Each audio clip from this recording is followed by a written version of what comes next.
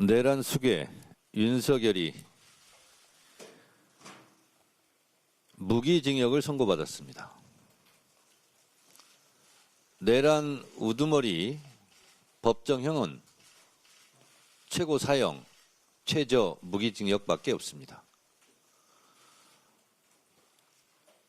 윤석열의 12.3 비상계엄을 내란 행위로 인정하고 내란 우두머리 죄를 적용했습니다. 내란 우두머리에 해당하는 형량 최저형입니다. 무기징역입니다. 나라의 근간을 뿌리채 뒤흔든 내란 수괴에게 조희대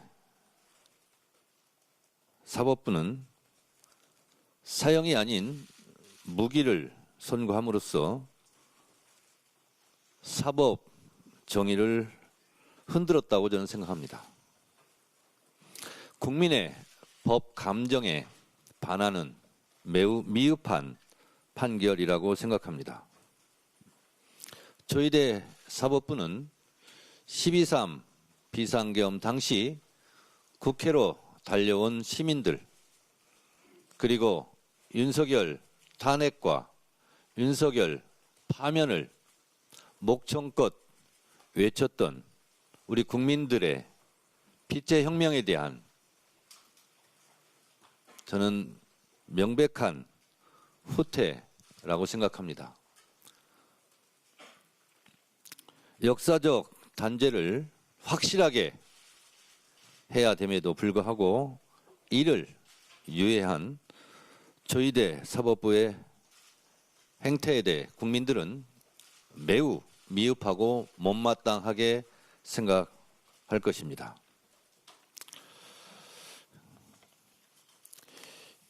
이진관 재판부에서는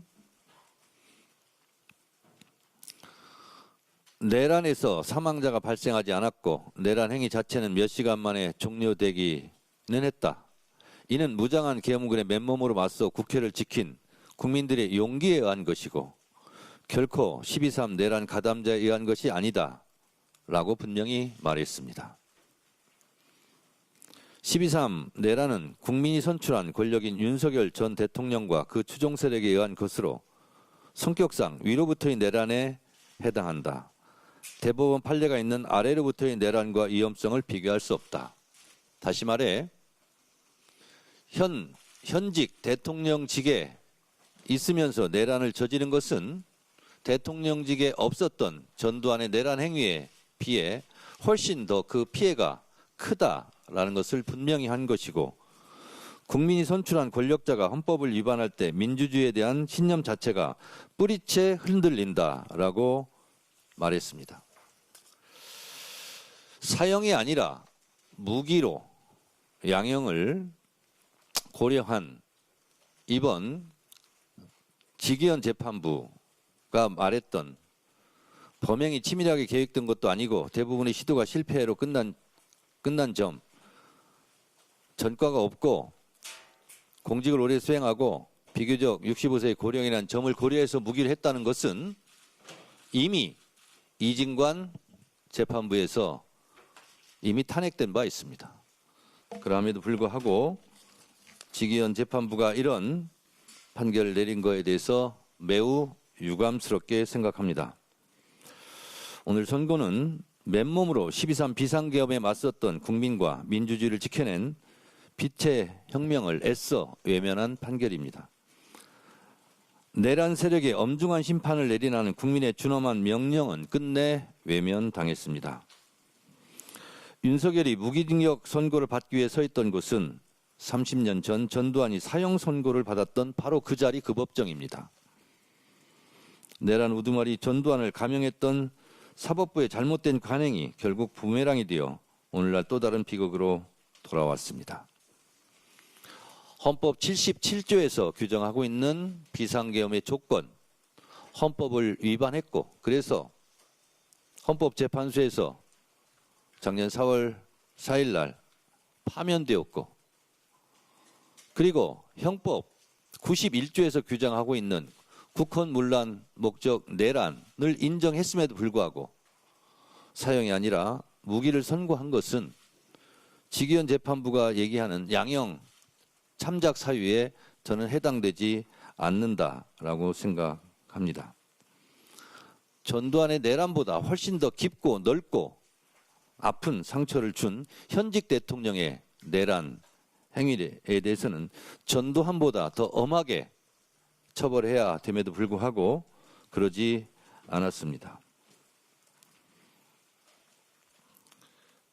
김용현에 대해서도 사형 또는 무기 5년 이상이라는 양형 조건이 있습니다만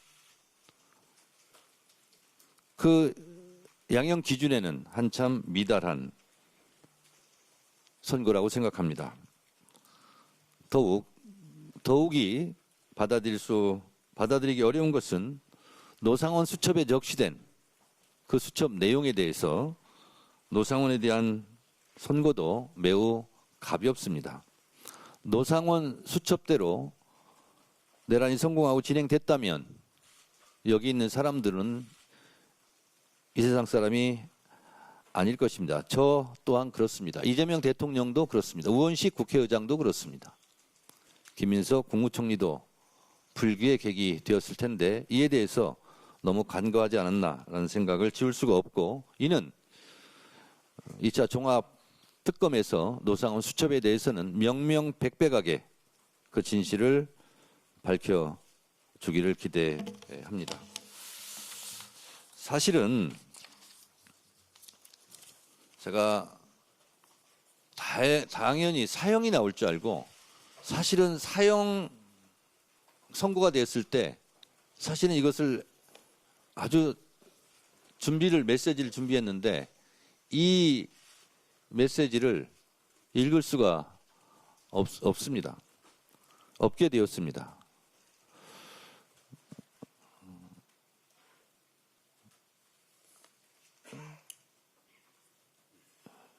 읽지 못한,